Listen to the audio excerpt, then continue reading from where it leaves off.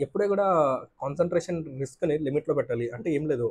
Concentration risk అంటే మన ఉన్న క్యాపిటల్ మొత్తం తీసుకెళ్ళి ఒకే షేర్స్‌లో పెట్టేస్తే షేర్ ఏదైనా ఎళ్ళిపోవచ్చనమాట. It may go in a down fall. So, అలాంటప్పుడు ఏమైపోద్ది? సో, మన ఎంటైర్ క్యాపిటల్ గూడా మొత్తం రిస్క్‌లో ఉండిపోద్దనమాట.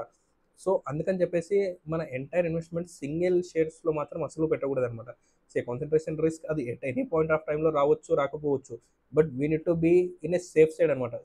మన మార్కెట్‌లో మనం రిస్క్ తీసుకోవచ్చు. కానీ ఎంతవరకు? మన క్యాపిటల్ ఉన్నంత వరకే మనం ఏం చేయాలన్నా గూడా. సో, అందుకనేసి ఏం జేయాలి? మన క్యాపిటల్‌ని సేఫ్‌గార్డ్ చేసుకోవడానికి ఈ రిస్క్‌ని ఎలా మేనేజ్ చేసుకోవాలి? అండ్ ఈ కాన్సంట్రేషన్ రిస్క్‌లో ఏం చేయాలి అంటే మేజర్‌గా డైవర్సిఫికేషన్ చేసుకోవాలి. సెక్టార్ రొటేషన్ చేయాలి. రిస్క్ మేనేజ్‌మెంట్ చేయాలి. అండ్ వీటన్నిటితో పాటు రెగ్యులర్‌గా రివ్యూ చేయాలనమాట. సో, ఎప్పుడైతే మనం రిస్క్ మేనేజ్‌మెంట్ కోసం ఇవన్నీ చేస్తామో, అప్పుడు మన పోర్ట్‌ఫోలియో అనేది సేఫ్‌గార్డ్ అవుతది. అండ్ మన రిస్క్ అనేది మినిమల్ అవుతదనమాట.